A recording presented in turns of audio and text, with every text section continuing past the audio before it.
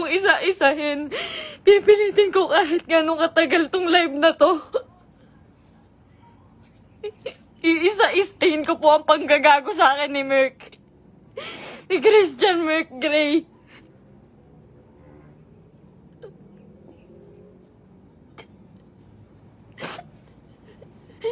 Ginago po ako ng taong yon. Ginamit po ako ni Christian Merk Gray. Lahat po ng nangyayari sa lahat ng video namin, mula umpisa hanggang ngayon, scripted. Lahat po yun sinunod ko dahil mahal ko siya. Dahil gusto ko ibigay yung buhay na gusto niya.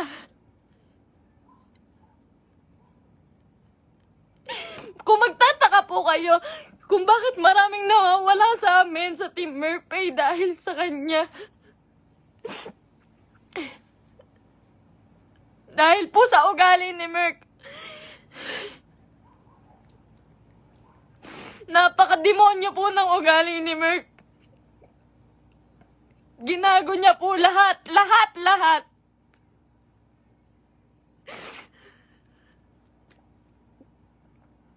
Ito po. Ito na, umpisa ko na po. Alam niyo po, nag-umpisa kami sa... Nung galing po siya sa Brusco. Galing po si Merk sa Brusco. Hindi po ako yung dahilan ba't siya nawala doon. Ayaw niya pong mabawasan yung perang kikitain niya dahil po alam niyang malaki. Siya po ang pinakamalaking may kita sa Brusco. Siya po ang may pinakamalaking kita. Yung ibabawas na 5% doon, sa pera ni Merk siguro mababawas doon 16,000.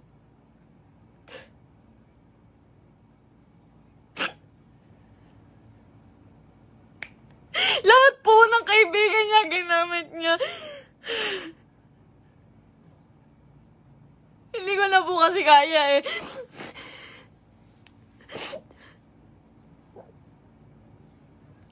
Sobra po yung ginawa ni Merk. Sobra. Hindi ko na po kaya. Pasensya na po kayo.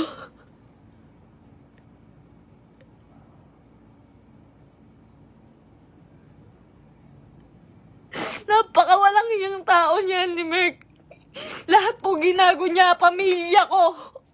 Lahat po ng tao sa paligid niya, ginamit niya po. Scripted po lahat ng nangyayari. Sinusunod ko po siya. Kung makikita niyo po, lahat po ng video namin, puro bastos dahil po yun sa kanya. Ayoko po nun, walang may gusto nun. Kayo na pong bahala kung maniniwala kayo ngayon. Wala pong may gusto nun. Lahat po binigay ko sa taong yun.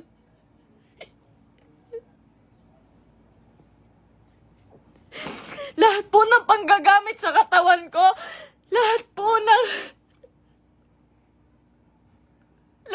pagpapakita ng kung ano sa katawan ko, siya po ang may gusto nun. Nagagalit po siya pag aayaw ako. Ang sasabihin niya, para sa atin to. Para sa atin to. Pero hindi ko naramdaman dahil po, napakalaki po ng kinikita ni Merk. Wala po siyang binibigay sa akin. Kung sasabihin niyo po na pera lang ang habol ko sa kanya. Kung makikita niyo po yung bahay namin, hindi niya po napagawa yun. Hindi niya po pinagawa yung bahay namin. Uunahin niya pa po yung iba. Sa laki ng kinikita ni Merk, sa milyon ang kinikita niya sa isang buwan. 5,000 lang po ang binibigay sa akin yan, pati kay mama.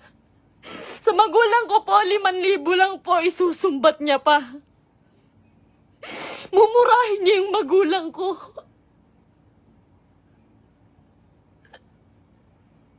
Sasabihin niya, manang-mana ka sa magulang mo. Ang bobobo niyo. Lahat kayo plastic. Ginaganon niya po yung magulang ko, hindi ko na po kaya. Ngayon po, nawawala po si Merk ngayon. Lahat po ng nangyari, scripted po. Scripted. Tinatago po ako ni Merk. Tinatago niya po ako. Tinatago niya po ako. Hindi niya po ako pinapalabas. Ayoko na po. Ayoko na talaga. Ayoko na po talaga. Ayoko na po. Ang ginagawa niya lang po. Nandito po ako ngayon kasi nawawala po si Merk. 6 na araw na po siyang nawawala. Kasama niya po yung babae niya. Yun dun po sa... Si Pam doon sa video na bago makaganda.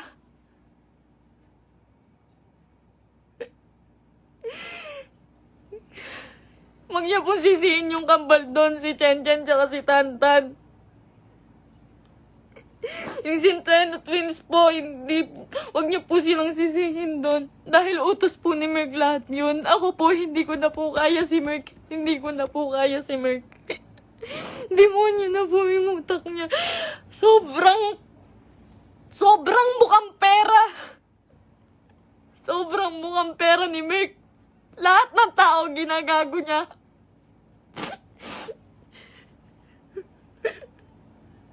Sinisira niya po. Yung nanay ko po. Yung nanay ko na nasisira na din po sa inyo. Yung sasabihan po yung nanay ko na mamatay ka na, siya po may utos nun. Siya po may utos nun. Ginagawa niya pong robot yung pamilya ko dahil sa akin na lang po tumitingin yung pamilya ko. Sa akin na lang po tumitingin yung pamilya ko. Ba't nila sinusunod si Merk? Kada pupunta po sila sa bahay, may pagkain na sila. Maghihintay kami ng script niya. Magagalit pa po yan pag nagkakamali ako. Pag may mali po ako nasasabi, pag kailangan ulitin ng video, magagalit pa po yun. Lahat po ng video namin, scripted. Dahil po sa kanya.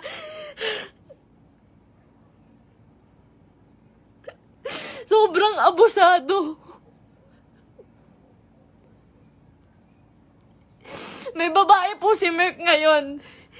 Yung babae niya, yung Pam po. Grabe, Merk. Pinatulan niya pang, may anak na po yun. May anak na. Sabi niya. Sabi ko nun,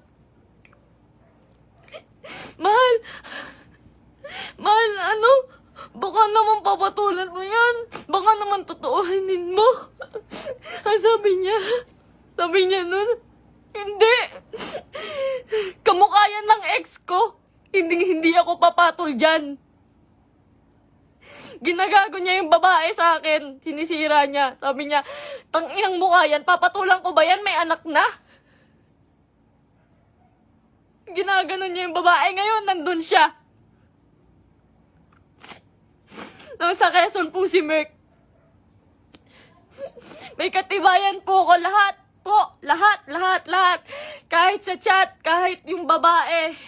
Nahuli ko po kasi dahil po dun sa post ng babae. Nag-post po yung babae.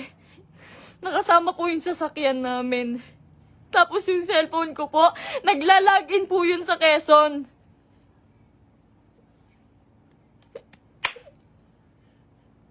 Lahat po ginawa ko kay Merk. Pasensya na po kayo. Ako po mismo humihingi ng pasensya dahil po kinonsinti ko siya. Mahal ko lang po talaga. Ngayon lang ako natauhan. Sobrang dami kong kaibigang nilayuan. Pamilya dahil ayaw nila ng video namin ni Merk. Sobrang dami ko pong nilayuan. Wala po akong kaibigan ngayon. Wala po akong kahit sino ngayon. Dahil kay Merk. Dahil iniingatan ko po siya.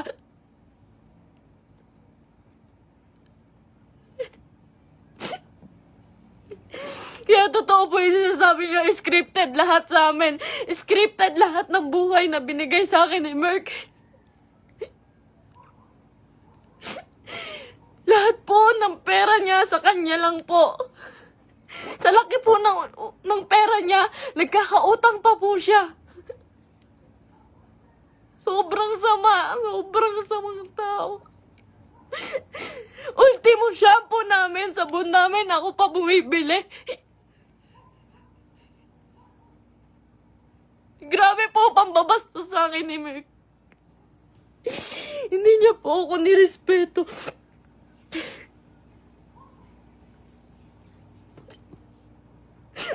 Nawalan po ako ng kaibigan dahil sa kanya. Huwag niya po sisihin lahat po ng taong nakapaligid kay Merk. Dahil po lahat yun inuutusan niya. Sobrang bossy. Hindi niya naman po pinapalamon.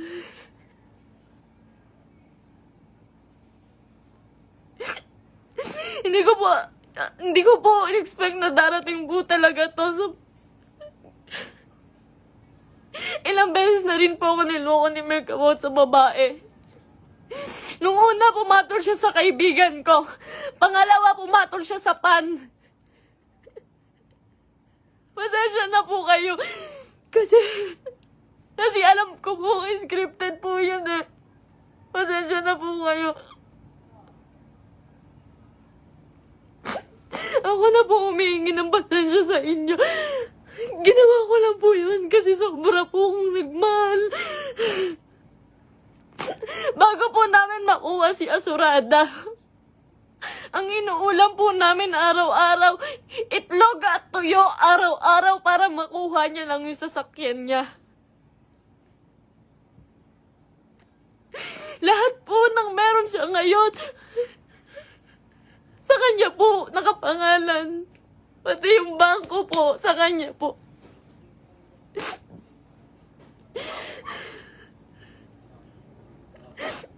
Paghihingi po ako sa kanya, hindi po yun magbibigay. Ultimo sarili kong damit, ako pa bumibili. Sa isang buwan po, 5,000 lang ang binibigay niya sa pamilya ko. Tapos susumbatan niya pa. Lahat daw binigay niya sa akin. Yung singseng, sabi niya, 170K daw po yun. Malaman-laman ko, 30,000. Yung tatay ko, binastos niya. Binastos niya yung tatay ko. Hindi po siya nagpaalam sa tatay ko na magpo-propose siya. Nung time na yun po, hindi po maganda yung nangyari. Yung proposal po. Hindi po ako naniniwala sa proposal na yun dahil po alam ko na hindi totoo, na para lang yun sa video. Lahat po kay Merk hindi totoo.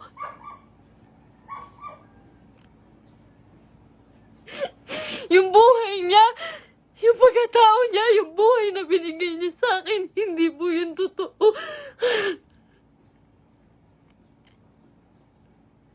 Lahat po ng kaibigan niya na malalapit sa kanya, ginago niya po lahat yun.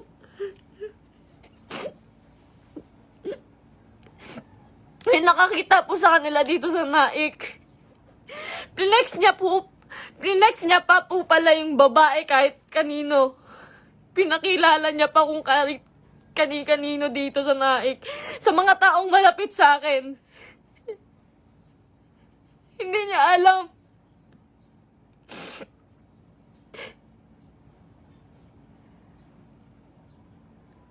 Grabe po yung ginawa sa akin.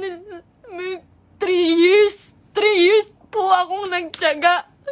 Isang buwan po akong nakakulong. Isang buwan po akong nakakulong sa kwarto. Kinukulong niya po ako kasi bawal daw po ako makita ng kahit sino ng kapitbahay. Nandito lang po ako pag uuwi po ako sa Antipolo. Madaling araw niya po ako iuuwi doon para walang makakita sa akin.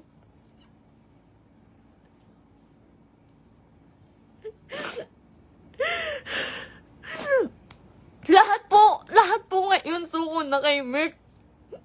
Nung isang araw po nasa ospital ako kasi nagtake po ako ng anxiety. Sobrang depressed na po.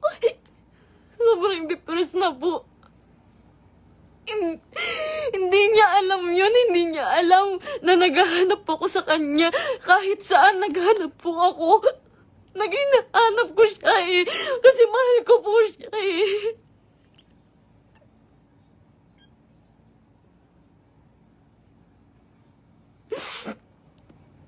Ilang araw po wala akong tulog, wala akong kain, kakahanap sa taong yun. Tapos malaman-laman ko nakasama niya yung babae. Huwag niyo pong sisisihin yung mga tao sa paligid niya dahil siya po ang naggawa nitong gulong to. Huwag niyo sisihin si Kuya Mark, yung Centennial Twins. Kahit sino. Siya po ang gumawa nito. Sobrang boss po ni Merck. Sobrang pa-boss po. Sa lahat po ng video, kung makikita niyo po, lantad na lantad yung suso ko para lang mapanood ng mga tao.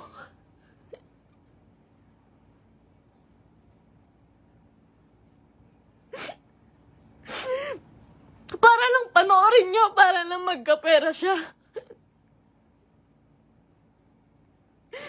Lahat po ng taong nawala po sa amin, hindi ko po masisisi. Eterners TV, Brusco, Arnold, Tatay Onin. Marami pa pong nawala sa aming mga kaibigan dahil po sa kanya. Dahil hindi po nila kaya. Hindi po nila kinakaya si Merck. Nagmahal lang po ako. Pasensya na po. Pag mag-short film po kami, magkamali lang po ako ng unti. Nangina naman mahal, galingan mo naman. Pati po pagkapahulog ko po sa hagdan, hindi po yun totoo. Ang sakit po ng katawan ko nun pagtapos. Ginawa ko yun sa kanya nung nagpakahulog ako sa hagdan.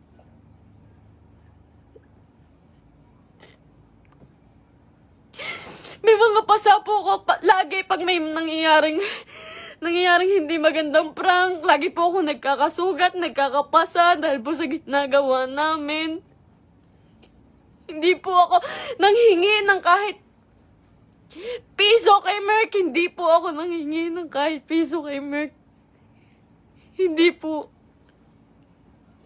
Lahat po ng account siya po may hawak. Kinukontrol niya po lahat. Hindi niya po mapagawa yung bahay ko. Sabi niya po sa CR namin, mahal, hindi ako magsi-CR dyan. Hindi po siya nag-CR sa CR namin sa bahay.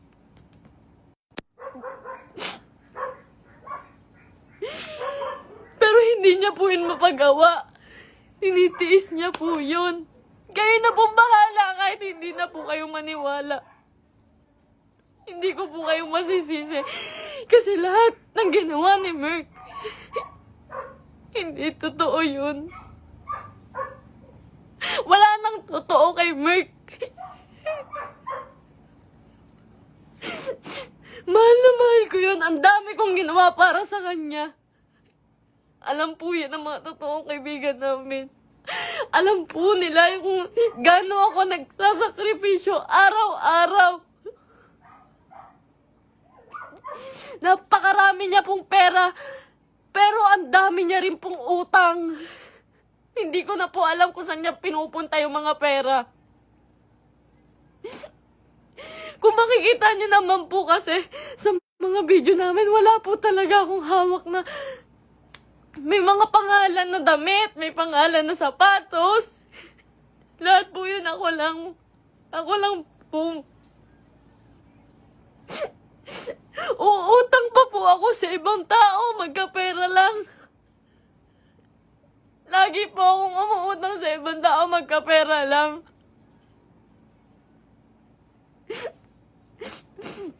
Ayun po, hindi ko na po kaya. Hindi ko na rin po talaga kinaya. Wala pa po akong Wala pa po akong tulang kain. Na-hospital pa po ako.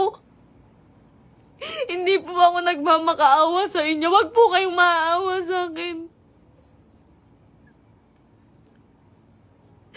Gusto ko lang naman po sabihin sa inyo yung totoo. Kasi ayoko na pong may mga taong masaktan. Ayoko na pong... Hindi ko po kasi talaga kaya yung mga bash. Hindi ko po yun kaya. Nag-aaral po ako noon. Pinatigil niya po ako sa pag-aaral para lang po sa video. Yung pangarap niya po yung sinunod namin eh. Yung pangarap niya, tinabi ko na po yung pangarap ko. Grabe yung sakripisyo ng pamilya ko. Grabe. Sasabihin niya, yung nanay mo, plastic. Yung nanay mo, sa Cebu po. Sa Cebu, hindi siya nahiya. Hindi po siya nagbigay ng kahit ano, na kahit piso lang doon sa tiniran namin. Iniwan niya po ako doon para lang po sa babae. Sabi niya po may sponsor. Iniwan niya po ako sa Cebu. Magkasama po kami doon isang araw po. Ang usapan po, 1 linggo po kami doon. Kasi po pupunta na po kaming Canada. Mas malaki po kasi yung kita sa Canada. Kaya po kami pupunta ng Canada, pero hindi ko na po kaya.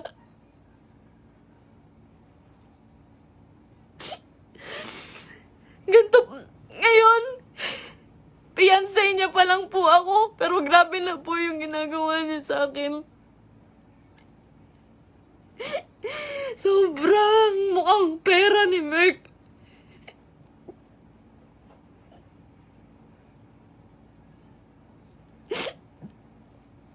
Magalit na po kayo sa akin, pero ginawa ko lang po yun kasi mahal ko po yung tao. Pasensya na po. Pasensya na po.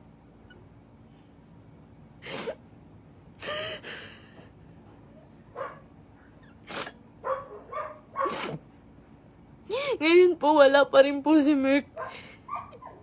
6 na araw na po siyang nawawala.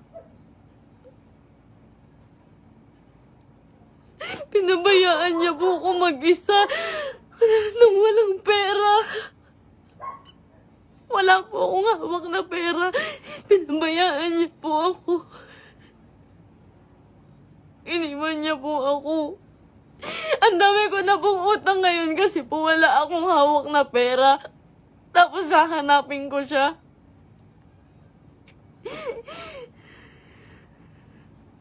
Masakit po kasi lalo eh. Fiancé na po kasi ako eh.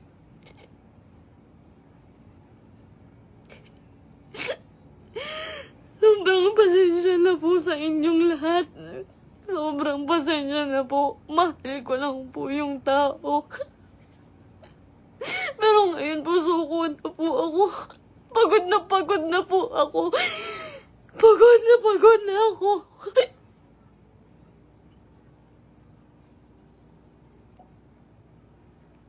Pasensya na po.